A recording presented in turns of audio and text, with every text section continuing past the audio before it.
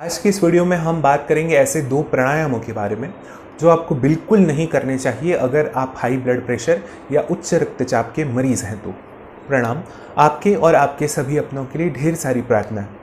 पिछले दिनों हमें इंस्टाग्राम पर एक मैसेज मिला जिसमें एक भाई साहब कुछ ऐसे प्राणायाम और योगासनों का अभ्यास कर रहे थे जो हाई ब्लड प्रेशर के पेशेंट्स को नहीं करने चाहिए, और नतीजा ये हुआ कि उनके हाई ब्लड प्रेशर की समस्या ज़्यादा गंभीर होगी।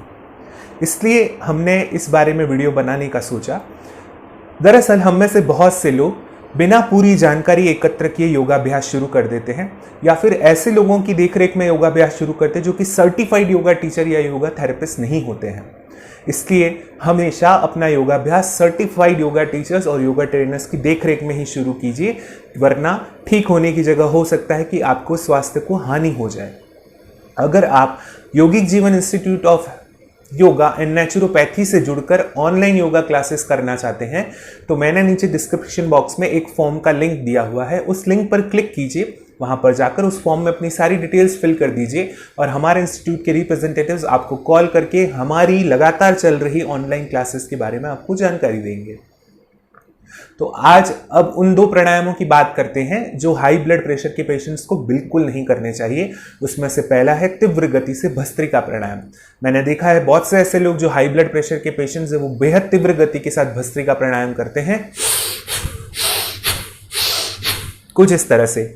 ये सही प्रक्रिया नहीं है अगर आप हाई ब्लड प्रेशर के पेशेंट हैं तो, क्योंकि ऐसा करने से आपका ब्लड प्रेशर शूट होगा, वो और ज़्यादा बढ़ने लगेगा। ये कुछ समय के लिए तो आपको पता नहीं चलेगा, पहले कुछ समय तो आपको सब कुछ सही लगेगा, लेकिन आने वाले समय में इसके गंभीर परिणाम आपके सामने आएंगे। तो अगर आप उच्च रक्तचाप या हाई ब्लड प्रेशर के पेशेंट हैं तो भस्त्रिका प्राणायाम तीव्र गति के साथ मत कीजिए, या भस्त्रिका प्राणायाम कीजिए ही मत। और अगर आप करना चाहते हैं तो फिर बेहद मंद गति के साथ में धीरे धीरे श्वासों को अंदर भरिए और श्वासों को बाहर जाने दीजिए, ताकि आपका उच्च रक्तचाप जो है और ज्यादा ना बढ़े। तो पहला तो था तीव्र गति का भस्त्रिका प्राणायाम। दूसरा है कुंभक। कुंभक हाई ब्लड प्रेशर के पेशेंट्स को नहीं लगाना चाहिए। कुंभक का मतलब है श्वासों को रोकना, उसमें भी इनहेल का होल्ड करना। ये हाई ब्लड प्रेशर के पेशेंट्स को नहीं करना चाहिए। ऐसे प्राणायाम जिनमें कि इनहेल का होल्ड किया जाता है या श्वास को अंदर भर के कुंभक लगाया जाता है, उन प्राणायामों का अभ्यास भी हाई ब्लड प्रेशर के पेशेंट्स को नहीं करना चाहिए, क्योंकि उनसे भी आपका ब्लड प्रेशर तो बढ़ ही सकता है, साथ ही साथ अगर आप हृदय के रोगी हैं तो आपके हृदय को भी बहुत तेज पंप करना पड़ेगा, तो आपके लिए और ज्यादा समस्या खड़ी होंगी। तो हमेशा ध्यान रखिए, ये दो प्राणायाम तीव्र गति से भस्त्रिका और कुंभक, इन दो प्राणायामों का अभ्यास मत कीजिए। तो अब आप पूछेंगे कि फिर कौन से प्राणायामों का अभ्यास करें। तो दो ऐसे प्राणायाम जो उच्च रक्तचाप के रोगियों के लिए बहुत अच्छे हैं, उनमें से पहला है भ्रामरी प्राणायाम। भ्रामरी प्राणायाम करने से आपकी हृदय गति भी सामान्य होगी, आपका ब्लड प्रेशर भी धीरे धीरे नॉर्मल लेवल पर आने लगेगा। अगर आप ये नहीं जानते हैं कि भ्रामरी प्राणायाम कैसे किया जाता है तो मैं पहले ही एक वीडियो उस पर बना चुका हूं, उसका लिंक ऊपर आई बटन में आ रहा है, उस पर क्लिक करके आप उस वीडियो को देख सकते हैं।